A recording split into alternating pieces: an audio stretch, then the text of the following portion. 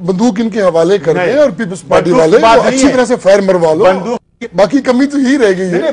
Fire जब आप पे फायर मरवाने का इल्जाम परवेज राय साहब ने लगाया था जब वो पंजाब के चीफ मिनिस्टर थे, उन्होंने आप पे 302 लगवाई थी, मैंने नहीं लगवाई। अल्हम्दुलिल्लाह बरी हो गया था उससे। एक छोटा सा वक्फा लेते हैं, वक्फे के बाद दोबारा मिलते हैं।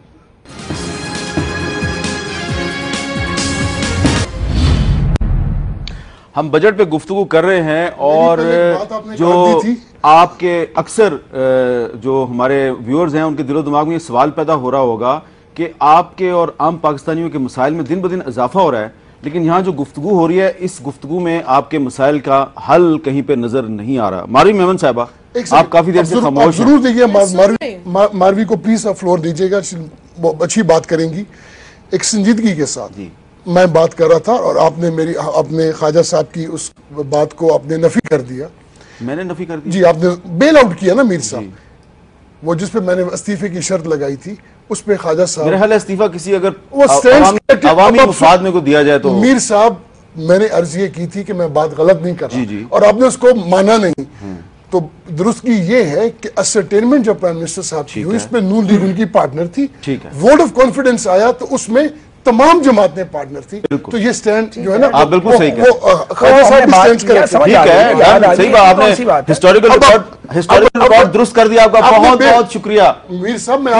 30 जून के बाद भी आपका रिकॉर्ड दुरुस्त होने वाला है। मीर साहब मैं आपकी भी बहुत सी दुरुस्तियां कर सकता हूँ अगर आप इजाजत दें। बात शुरू आगे 30 जून के बाद क्या होगा जी, ये आप बताएं, क्या प्रेडिक्शन है आपकी 30 जून के बाद क्या होगा? जब बजट मंजूर हो जाएगा तो फिर PMLQ आपकी पार्टी के साथ क्या होगा? मैं इस पे कमेंट नहीं करना चाहूंगी। अच्छा, अब ये बताएं कि ये हमें ये जो पार्लियामेंट के अंदर जो बहस हो रही है इस वक्त और जो उस दिन एहतजाज भी हुआ था, आम आदमी को उसमें अपने लिए कोई उम्मीद की किरण नजर नहीं आ रही, कोई आप बताएंगे सोल्यूशन ये है कि जितनी करप्शन हुई है उसको रिवर्स करना तो इनके लिए मुश्किल होगा, क्योंकि ऑब्वियसली गवर्नमेंट में जो बैठे हैं सारे के सारे वो मजीद करप्शन कर रहे हैं और वो रुक नहीं रही है, उसकी करप्शन जो वेस्टेज हो रही है वो भी रुक नहीं रही है। सिर्फ एक खुशखबरी है आज के दिन के हवाले से, और वो अवामी के लिए, वो 20 मिलियन लोगों के हवाले से है। आपको याद है एक फ्लड कमीशन बनी थी, मैंने एक पिटिशन की थी अक्टूबर में सुप्रीम कोर्ट में, उसके बाद एक फ्लड कमीशन बनी। उस पिटिशन में मैंने ये कहा था कि रिलीफ, रेस्क्यू, रिहेबिलिटेशन में करप्शन, क्रिमिनल नेग्लिजेंस हुई है, वो आज माशाल्लाह प्रूव हो गई है। कल ऑर्डर्स आएंगे, कल एहतसाब शुरू होगा ताकि वो 20 मिलियन लोगों की तो जिंदगी थोड़ी बेहतर हो as far as the flood is concern. बाकी रही बात रोटी कपड़ा और मकान की, जब तक ये हुकूमत है हामिद मीर साहब, मुश्किल ये है कि रोटी कपड़ा मकान जो जिसकी बात ये कर रहे हैं, जो ओरिजिनल PPP थॉट की बात कर रहे हैं, या जो ओरिजिनल कोई भी आप मैनिफेस्टो उठा लें, सारे मैनिफेस्टोज अच्छी बातें करते हैं, एक जैसी बातें करते हैं कि आवाम की बेहतरी के लिए, तो वो मुश्किल ही लग रहा है इस पर्टिकुलर गवर्नमेंट के साथ होते हुए, क्योंकि इनकी नीयत साफ नहीं है और ये अपने जेब भर रहे हैं, इनका मकसद ही कुछ और है। अच्छा, ख्वाजा साद रफीक साहब, मारवी साहबा की गुफ्तगू से यही लग रहा है कि सुप्रीम कोर्ट अभी तक एक उम्मीद की किरण है, हमें भी यही लग रहा है क्योंकि सुप्रीम कोर्ट ने जियो सुपर को लाइसेंस जारी करने का मुतालबा किया है, लेकिन कुछ मुकदमात ऐसे हैं जिसमें सुप्रीम कोर्ट ने हुक्म दिया, मुतालबा नहीं किया। जी ठीक है, दोबारा आपने करेक्शन की। नहीं, आपकी काफी दुरुस्ती होने वाली है मीर साहब। जी, वो मुझे पता है, आप प्लानिंग कर रहे हैं मेरी दुरुस्ती करने की, ठीक है ना, करेंगे ना, सही रास्ते पे आएंगे इंशाल्लाह। अच्छा, तो ख्वाजा साहब ये बड़ी ऑमिनस सी बात हो गई हामिद मीर साहब, आपको फिक्र नहीं हो रही है? नहीं, मुझे कोई फिक्र नहीं है क्योंकि ये इनका पुराना इनका एजेंडा है, कोशिश कर रहे हैं मीडिया की दुरुस्ती करना, सबक सिखाना, उसको तमीज के दायरे में लाने की कोशिश कर रहे हैं। ये मजलूमियत तो मर न जाए। ख्वाजा साहब, अब कुछ इवेंट्स ऐसे हो रहे हैं कि अदालत में कुछ केसेस ज़ेरे समाअत हैं, लेकिन अब हारिस स्टील मिल केस का आप देख लें कि वो एक साहब है, उन्होंने कहा है जी कि जो मैंने पहले इल्जाम लगाया था वो पंजाब हुकूमत के दबाव में आके मैंने इल्जाम लगाया था, बाबर अवान साहब बेगुनाह। जरा आप वो जरा सुन लें बयान क्या है। बाबर अवान और मलिक कयूम साहब पे जितने इल्जाम लगे हैं वो सब बेबुनियाद हैं, और फजील असगर साहब जो कमिश्नर इस्लामाबाद थे पहले, उनको जो इस केस में डाला गया है वो भी पर्सनल ग्रज है पंजाब गवर्नमेंट का। तो अब ये जो साथ बैठा हुआ वकील है, इसे तो आप जानते हैं ना जी, कौन है ये? मीर साहब, इसे आप जानते हैं कौन है? ये आपके जमाना है तालिब इल्मी से बाद के लोग हैं, और ये वही साहब हैं जो रेमंड डेविस के मुकदमे में भी मुद्दइयों के पुरस्कारात तौर पे वकील थे। ये वही साहब हैं जिन्होंने जावेद हाशमी को एहतसाब अदालत से जाली सजा दिलवाई थी। ये वही साहब हैं जो हमारी एक मुखालिफ सियासी जमात के रुकन हैं اور یہ جو لڑکا ساتھ بیٹھا ہوا ہے یہ اس چور خاندان کو ریپرزینٹ کرتا ہے جس نے بینک آف پنجاب کو لوٹا ہے اور انویسٹیگیشن کر رہی ہے ایف آئی اے جو فیڈرل گورنمنٹ کے کنٹرول میں ہے. میں اس کا نام لینا نہیں چاہتا. جی میں یہ کہنا چاہ رہا ہوں کہ مجھے ذرا اس کا تو اس پہ کمنٹ کرنے کی میں نے یہ سوال اس لیے کیا ہے کہ یہ جو ہے نا ادھر سے بھی ایک الزام آئے گا ادھر سے بھی الزام آئے گا تو یہ الزامات کی بھرمار میں عوام کے لیے امید کی کرن پھر غائب ہو جائے گی. بات سیدھی ہے.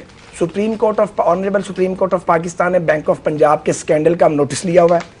یہ ہارس اسٹیل والے جو ہیں یہ چور ہیں, انہوں نے کئی ارب روپیہ کھا لیا اس بینک کا, اور جب بینک چوروں پہ آپ ہاتھ ڈالیں گے تو اس ملک میں یہ تو روایت ہے جو 5,000 کی چوری کرے یا ڈاکہ مارے اس کو قتل کر دے پولیس کی گولی. اگر آپ برا نہ منائیں میں اس بات کو جملہ تو بول رہا ہے, یہ چور ہیں واقعی ہارس اسٹیل والے چور ہیں. نہیں تو ڈیل تو وہ کر ہی نہیں رہے ہیں, آپ ان سے کیوں؟ مجھے میر صاحب اس کا پتہ نہیں ہے, لیکن میں جو خواجہ صاحب نے بات کی ہے اور آپ نے جس کرن کی بات کی ہے, بات پوری ویسے کی نہیں تھی میر صاحب, آپ بات پوری کر لیں معذرت کے ساتھ, آئی ایم سوری. جی پلیز. میں یہ کہنا چاہ رہا تھا کہ جس پہ ہاتھ ڈالیں گے 9 ارب روپے کا ڈاکہ ڈالو بینک آف پنجاب پہ تو وہ تو بے گناہ ہو, اس کو پکڑے کوئی نہ.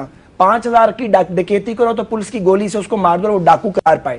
تو ان ڈاکوؤں کو میں آپ سے درخواست کروں گا, یہ ڈاکو لوگ ہیں جنہوں نے بینک لوٹے ہیں, ٹھیک ہے, اور قوم کا پیسہ لوٹے, تو ٹی وی پہ دکھانے کی ضرورت ہی نہیں ہونی چاہیے. اچھا. یہ کرمنلز ہیں, انہوں نے وائٹ کالر کرائم کیا ہے, ان کو سزا ملنی چاہیے. جی ایک سیکنڈ, تو پھر جو باقی سارے کرمنلز ہیں تو ان کو بھی ٹی وی پہ دکھانے کی ضرورت نہیں ہونی چاہیے, جنہوں نے کرپشن کی ہے اور جنہوں نے مطلب کیبنٹ میں جن کے اوپر ہیں جن پر الزام ہے, جو کرمنلز ہیں کیبنٹ میں ہونا ہی نہیں چاہیے. اچھا میر صاحب, یہ دونوں باتیں جو ہیں, آپ کا ایک بہت سنجیدہ پروگرام ہے اور میں اس آپ کے وساطت سے ان دونوں اور تینوں بلکہ آنریبل ممبر سے, دیکھیے بجٹ پہ ہم بات کر رہے ہیں, دیکھیے بجٹ ہوگا ٹیکسز پہ.